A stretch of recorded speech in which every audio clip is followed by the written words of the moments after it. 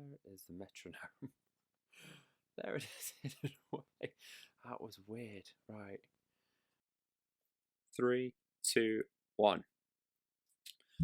Hi everyone, it's Ben over at the Mancave Podcast doing I guess kind of like, I'm going to take these off. There's absolutely no reason for me to be wearing them. I've done all my microphone checks. We know that it can hear me. So I'm going to go up there. So, who would you explain this to? So kind of like Robbie in Take That. Kind of like Zayn from One Direction. And in the famous words of Jason Derulo, today we're riding solo. So just because, it's pretty difficult to actually do this every week. So we've had some people who just aren't able to make it, and a few of the people that we were looking to bring on, we've just not been able to get everything done in time. But I really wanted to make sure that we release this every week and to keep that consistency to the audience who now are expecting it. So this is actually kind of my new streaming kind of gaming setup. So it's actually kind of a good test. And I'm actually going to be doing a review of the video that you'll see on here. You'll actually get to see a video of that on YouTube very, very soon, which I'm very excited about. So grab yourself a lovely drink. I've got some classic Salford rum tonight because doing this on my own is a bit weird. And so what I thought I'd do is I've written down some things that have happened in the past week that I've noticed that are around the man cave, which is basically everything that I take an interest in anyway.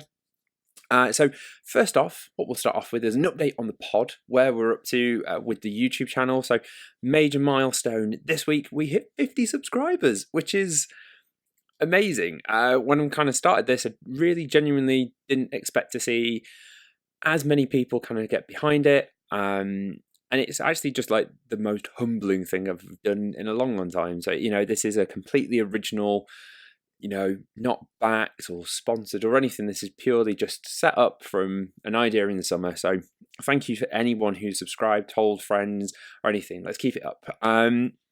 So we've got some videos that we're going to be working on and have worked on. So Sam has uploaded his 3rd episode of his Man City Liverpool fan career mode on FIFA, which is really cool. So if you're into FIFA gameplay, the stuff that he's done with the green screen, which is really cool. Hopefully I might be able to do it now with a white screen. I guess we'll find out soon. We're also going to be doing some more tech reviews. It seems as though on the YouTube site, the tech reviews have done insanely well, which is awesome. So going into 2020, I've kind of got a new idea of a kind of a series that I'm going to do based around building a YouTube channel up, a streaming service up, a podcast, just in terms of software and mindset of maybe how to do it. It's I think one of the things that a lot of people say is, I don't know how you have the confidence to do this. So I'm going to do a little bit of a series. I know so many people who want to do more of this. It's so fun to do.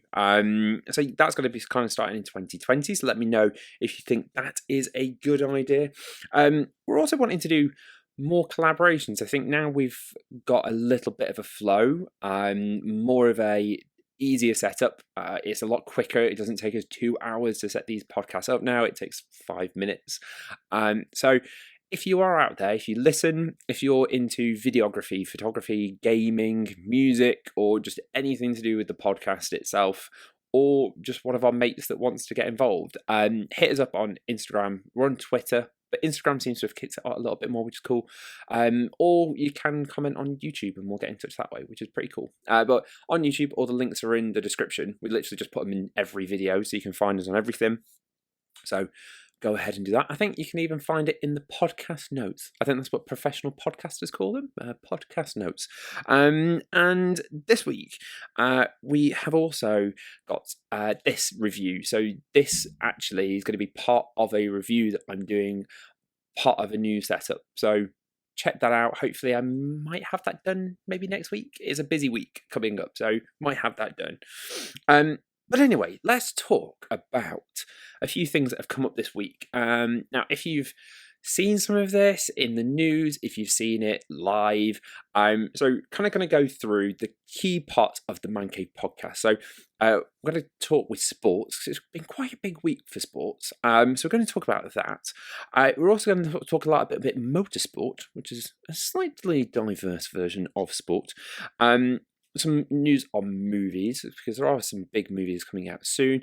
And even though Sam is not here on video or in person or via FaceTime, I thought, let's keep his spirit in the podcast. So there'll be a part on that, and also just kind of like a bit about games and just a bit some interaction on what you think. So let's start off with sport. So this week, I'd say, as a Man United fan, you might not have known too much that I'm a Man United fan recently, mainly because of Sam's incredible annoyance of being a Liverpool fan, and unfortunately them being a much better football team than Man United currently. Rejoice, everybody, rejoice, because Man United fans, we can come out of the woodwork. We have won some football matches, so hurrah, finally. Wow, what a time it has been to be a Man United fan. So CJ, I think we're going to get on the podcast soon. He's one of our best friends. He is a huge sports fan. So we're going to do a very specific sporting podcast very soon. And so this week, Man United finally won 2 football matches in a row. Like, what? 2 football matches in a row. So the first match, we beat Spurs 2-1. Goal of the day definitely went to Dele Alli. Like, unbelievable techers on the goal that he scored. But 2-1, nonetheless, Man United beat Mourinho. Which, do you know what? To be fair, I absolutely love Mourinho. His ballsiness as a manager, his respect on that kind of interview that he did. There was a lot of hate for Mourinho, totally, and I do get it. His attacking nature wasn't that of Man United style, but I don't know if it's a Man United style or if it was a Fergie. So, unfortunately, he did get kicked out. And Ole at the wheel did take him down with his new Spurs team, who have been doing very well. They played very well in the last match as well. But United went on then in a match I was very nervous about. Now, I know Manchester City haven't been playing as well this season as they had the past 2, but let's not forget, this team have broke every record possible in terms of scoring goals, in terms of just winning matches, and their dominance last season and the season before. Anytime I think Man United come up against them now, let's be honest, we're pretty scared. They've got an incredible depth in their team, as you can probably see on Sam's kind of YouTube. Yeah, just like what that team don't have is, well, clearly a central defender, because the first 30 minutes was the most bizarre football match I've seen in like a few years. It was bizarre. Just the way that Man United were able to counter-attack City was just absolutely incredible. Rashford, James, Martial, Fred. Like, God, the amount of hate that guy got when he started. But Fred has turned into a decent central midfielder. Pogba has not got a space. 2-0 up. Let's be honest, though.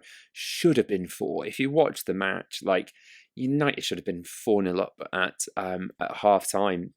But, with a little bit of help of VAR, got the penalty. Martial scored a nice goal.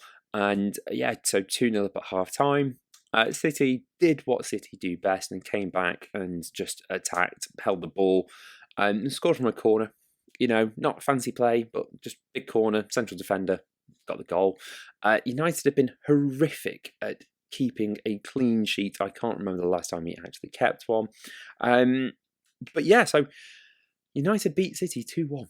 I don't think many people saw that coming. Brilliant week for Manchester United fans. I think we have to keep on this consistency probably until February, March for anyone to actually doubt that this is a consistent side, but a good start. Now, these past matches have actually been it's quite a good comparison actually. So the Spurs match was on Amazon Prime. So Amazon Prime had their first batch of matches Premier League matches.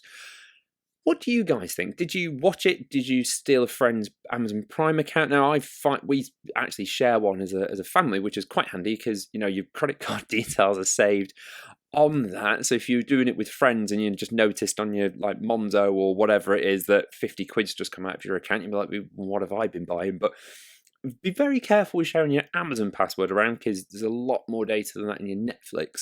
And so if you have watched it, what did you think? Now, I'm quite lucky. For the past year, I've had a 150 meg internet connection, which is actually genuinely life-changing because if I want to upload a YouTube video, it takes me 3 minutes, if that. The hour and a half video was 7 gig.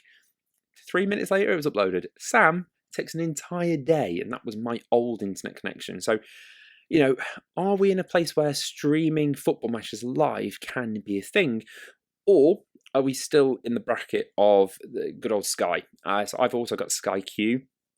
And the main reason for that, as you know, my love for 4K is just ridiculous. So I got Sky Q.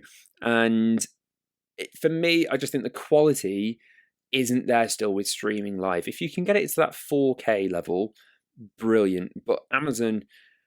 I've been watching a lot of the tennis this year, and Amazon took pretty much all the rights for that, and it was all in HD, which from going to watching stuff in 4K and then seeing it in HD, it's just like, if you're going to take our satellite 4K, please give us 4K via streaming. Please, Amazon, that'd be really nice. But what was everyone else's experience? But one of the things I did see quite clearly in 4K. Now, this is the bit of the podcast I think that I would love people to actually comment. I would love to know what people's thoughts are. Now, it was clearly in 4K the guy acting as a racist, or the racist guy. What was that all about? It's 2019. It's 2020. It is everywhere within football. I would say this year has been probably the biggest talking point. There's no time for it at all anymore. There never has been. But it's that guy, the stupidest bloke in the world. You have got 100 cameras, maybe more, filming this TV, this show, this football match. You act like that when the ball is near you and the players are near you. Obviously, there's the social just ridiculousness of why you would do it in the first place, but then to be stupid enough to do it when you are literally being filmed in 4K with Twitter, with Instagram. I was watching it. Katie, unfortunately, also had to watch it with me. And at the time I went, did that guy just do a monkey, action? And she was like, rewind. And I rewinded it. And I almost was like, I should put this on Twitter. What is this? By the time I'd had that thought, it was already on Twitter. I don't get it. There's no need for it. It's a horrible thing to be anyway, and it ruins sports. You look at sports like rugby, you look at sports like tennis, you look at sports like I don't know, it's you just look at any sport, and yes, there are social issues within these sports, and no one can deny that, but it is so much more frequent in football. And is that because is it a class thing? Is it because it's a working class sport and the people that still go to it are very working class, and those issues still haven't been solved there? I don't get it. But anyway, let me know what you think about this, and how do we solve this? I know this is a very small podcast compared to if someone did this on the Premier League podcast or the Peter Crouch podcast, it's going to go to a lot more people. But I think if more people are talking about it and just saying, no, there's no time for this anymore. Just stop it. Maybe we get somewhere. maybe. But anyway, let us know what you think about that. But on a more positive note of things that have become more recent in football, is VAR. Have they got that back? I think, the penalty that Rashford got, 100% a penalty. The handball that Fred probably did do, it obviously hit his hand, but I feel like a lot of more common sense was brought to that, which was very nice to see. Obviously, as a Man United fan, it worked for us. We've had our 10th penalty this year, which is mad. I remember a time when we just didn't get them, so 10 in a season is ridiculous. But what are your thoughts on VAR? I do think there's obviously a lot of improvements to still make. Like the Bundesliga have got it a lot better than we have, but I feel like they're getting a little bit more of a grasp on it, which is a good thing. I think technology in it, the goal line technology, Frank Lampard's goal against Germany in World Cup 2006, we would have got through if Lamp's clear goal would have been given. So you look through the past of time, just how many things that would have gone right for England fans if VAR was real. But let's go away from Man United. Let's go away from Man City.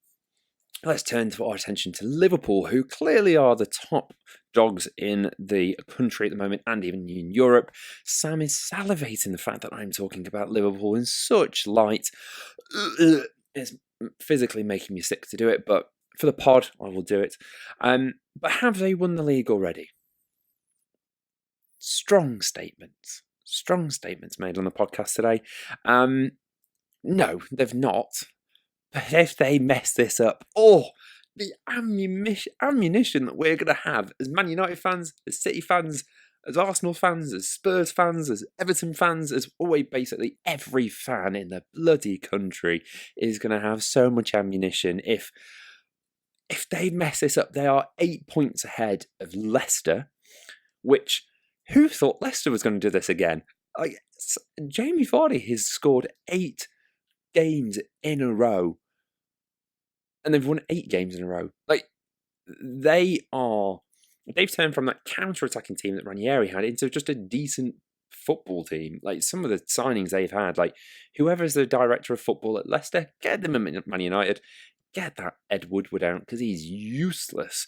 But some of the signings, I feel like they just went on FIFA, went on FootWiz, was like, right, potential growth, turn that on. All right, lads, get them bought. Oh, look at that, they're absolute bangers. Well done, Leicester. So, yeah, everyone, we are behind Leicester City Football Club. CJ's girlfriend, Laura, we're behind you. Sam, unfortunately, we are, and Smig, and anyone from Chesterfield who's clearly Liverpool fans, we're not behind you. But wow, it would be fun to see you mess this up. I don't think you are, to be fair. On the 14 points ahead of City, who you would say is the strongest team. I think Christmas and New Year's an interesting time. City and Leicester playing Liverpool, so that could be quite fun. But anyway, let me know your thoughts on the Premier League. Let us know on Twitter. Let us know on Instagram or on the comments when this goes up on YouTube. So, moving our attention away from 11 men kicking banks of wind at each other, let's talk about men in fast cars going around in circles instead, because that is what we love. We love men doing simple tasks at the highest level. So, in motorsport, I've not really mentioned on the podcast my love for Formula One, but it is the end of the season already. It was 21 races long this year. They're going to make it even longer next year. So, as you would already know, the greatest British racer of all time, Lewis Hamilton and Mercedes, which, let's be honest, apart from having a Mercedes badge on their car, is a British car, is made here. The engine is made here. Everything is bloody made here apart from oil, which is made in Malaysia. So Lewis Hamilton with his British team won their 6th titles. Obviously, Lewis lost to Nico Rosberg in 2016. So he's not had a clean sweep with Mercedes, but nonetheless, he's done very well, getting his 6th title. And they're winning all the awards. So the FIA are giving out their awards at the moment. So if you follow that kind of stuff on Instagram like I do, because I am sad and I wish that was my life, they've won everything. They best driver, best team, obviously won the constructors and the world championship. So well done, Lewis Hamilton. I think next year, when the pod continues, obviously, I think we maybe even do like an F1 podcast. Who knows? Or a little segment. Who knows? I might do it every few races. I genuinely do not know. We'll see where this goes. But congratulations to the team. Now, something that's been quite fun this year has been the kind of rookie season that 3 racers have had. Now, the player, they're not players. I play Formula One too much. They're not players. They are genuine racing drivers. The racing driver, Alex Albon, did win Rookie of the Year. So if you don't know who Alex Albon is, he is a Thai-British racer. He is a little bit older than the 2 other rookies by a couple of years, I think. So he went in as Toro Rosso, which is, if you've got like your brands, if you don't know Formula One as well as some of the people I know, basically Toro Rosso is like the little team of Red Bull. So their own team, but they're the sister team. So if you are a bit of a rookie, or if you're one of the lesser drivers, before throwing you in the hat at Red Bull, they'll put you in at Toro Rosso, make sure you're really good, then you get the jump up. So halfway through the season, the guy who did really well last year, Pierre Gasly, who was French, as you can tell from his name, he got demoted back down to Toro Rosso. So he did really well there. And Alex Albon got the knock up to Red Bull. From there, he's, I think, been the most consistent driver out of him and Max Verstappen, who's one of the other really, really good young drivers. So Alex Albon actually won Rookie of the Season, which was awesome. He did a really good job. He came 7th, I want to say, in the championship, which obviously difficult. He only spent half the year at a really good team. So I thought it might have gone to Lando Norris. Lando Norris, in the online community, Lando Norris has become like this huge phenomenon. He twitches, which is cool, I guess. So he does sim racing simulators. That's the word. Racing simulators, and twitches it and streams, which is really cool. So he is a massive hit online. He came. I think he did come about 11th, but he was quite unlucky in a couple of races. His car blew up, so can't do much about that.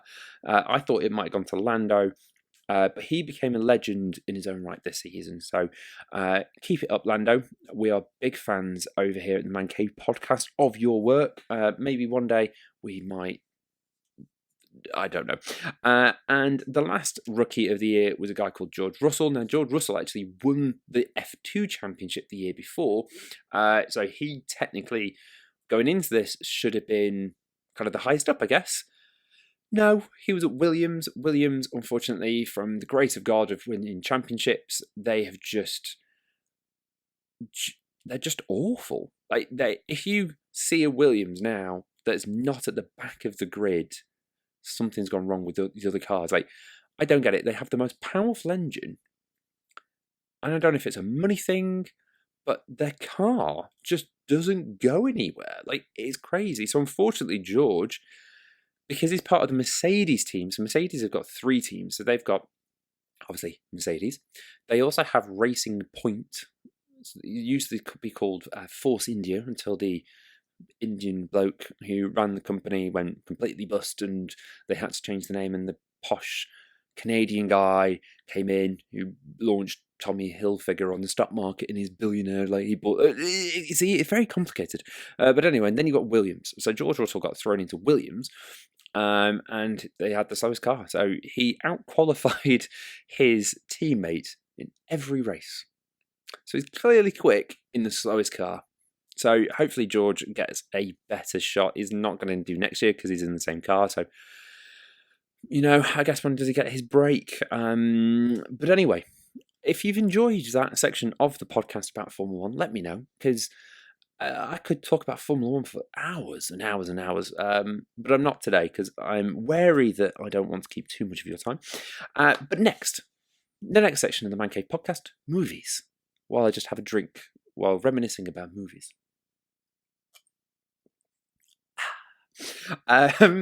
So we are getting close. Sam, this is for you, mate. We're getting close to Star Wars. We're getting very close to Star Wars. And in that, now, you obviously going to know about the film. The film's getting a lot of hype. But I have to say, in this hype, last night I saw the greatest advert ever made. Like, without a shadow of a doubt, the best. Right, I'll put a link in the description for our YouTube channel, and I'll just try and put it in wherever I can. It's a Chewy dog, and it's Samsung. Now, I say that as a ex-Apple employee, and you know that the hate between Apple and Samsung is strong, and I hate Samsung. Saying that, I've definitely bought Samsung things before in the past, but their advert, now, incorporating a film and trying to market it and advertise from it usually goes down pretty terribly, I think. So someone who does it quite a lot is Sky.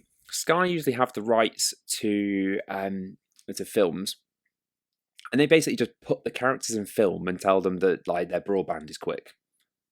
Boring. Like, how lame is that? No imagination. They did it with Toy Story. They've done it with basically all the Disney films. They always do it, and they're usually really terrible, like awful. But this, they nailed it on the head. Like, the bit that I'm kind of joked about to Katie was, nobody actually owns that many Samsung devices. It was like, oh yes, my Samsung watch, on my Samsung tablet, on my Samsung TV. Like, let's be honest, no one is that bought into Samsung's ecosystem. But yeah, go watch the advert. It was brilliant. So kudos to Samsung on that one. Now, this is a good test of the autofocus of my camera. It's a bit ropey. I need to maybe work on that. So yes, that is coming out. I think it's the 19th of December, and I can imagine all the pre-sales are done. Because I said to Sam, I was like, "Oh, should I come down?" And he's like, "Mate, that's booked up." Sad times for Ben, being left behind, always left behind. So Smig, Sam, go enjoy that on the 19th. I'm sure. Actually, we've actually got a whole section. Like, so if you look on YouTube, you can actually see playlists that we've made. There's a whole section on Star Wars. Sam loves it that much. So, other films. Trailers for Black Widow and Wonder Woman have come out. So, two very lady-based films. The ladies love it. Lots of men will probably go and see that because it is Scarlett Johansson in that film. So everybody enjoys Scarlett Johansson films. To the point where she didn't actually realise that the trailer had come out. She got a text, apparently. I saw it in Twitter. In the world of Twitter, which is the best world. Yeah, she didn't even see that the trailer had been released. So she was like, oh, cool. Yeah, thanks. She got a text from a friend who was like, oh, the movie looks good. So she's like, yeah. So, yeah, that's starting off. Like, I'm a bit confused with how many streaming services I need to provide myself to be part of the Marvel universe, or whatever universe I need to be in. So I think that is the start of the next phase of the Marvel films, which obviously ended with Endgame, which is nicely named. Makes it easy to remember on a podcast when you're thinking spontaneously. And yeah, so that's started off the next phase, which has some films that I don't think that many people are that interested in, but we'll see how it goes. And what was it? Wonder Woman 1987. I might download that. Not gonna lie, I'm not gonna go to the cinema to watch it because DC, apart from Batman, let's remember my brilliant Batman impression from episode 3. Yeah, I'm not the biggest fan of their work a lot of the time, so I'll wait for that to be a legally purchased download. And last but not least, we're almost at the end of the episode. You're thinking, oh no, continue, Ben. Tell me more of your stories. But we're going to end it in the world of games, which is clearly a massive love of ours on the pod. So it's getting to the end of the year, and a lot of the Game of the Year awards are being kind of announced. And if you're into that sort of thing, where you think a game that you loved is going to win an award, it makes no difference to us. It purely is ego for the production houses and what are they actually even called? Yeah, people who make games. It's all to do with their ego. So interesting to see who wins some of them. But let's discuss your game of the years, because a lot of the time critics will give Nintendo stuff because Nintendo seem to win everything when it comes to like game of the years. I have not owned a Nintendo product since the Wii, because everyone owned the Wii, obviously. The Switch, I do think that is something maybe eventually I might have to get more into. I think Katie might like it. I think it's very casual, but apparently some of the games like Zelda are like some of the best games I've made. So maybe I need to jump on that. But they're probably going to win a lot of the Game of the Year awards. But what are yours? Now mine, in terms of clocked hours, is quite easily Formula 1 2019. I obviously do the hunt for the Platinum Trophy. I'm 60% the way there. I'm getting close. There's one that I'm definitely not going to hit, but you know, if I play that game enough, maybe one day. I just think they nailed it on that game. There's some things that are repetitive, but if you're a fan of the sport, or if you're just a racing sim fan, it's definitely a game to pick up. You can get it quite discounted now, which is pretty cool as well. They usually drop the price after like even 2 months, and you're like, cheers, Codemasters. But anyway, I'm not gonna hold them to a grudge. But I do want to pick up a few games maybe around Christmas, with a little bit of time off. I can play some PlayStation in this man cave. Maybe I stream it. Ooh. I think I did set up the man cave on Twitch, but I've completely forgot the logins. So maybe hook us up on that one day. I don't know. Tell me what you watch streaming on, because I don't know if it's a UK thing. I don't know if it's just an American thing.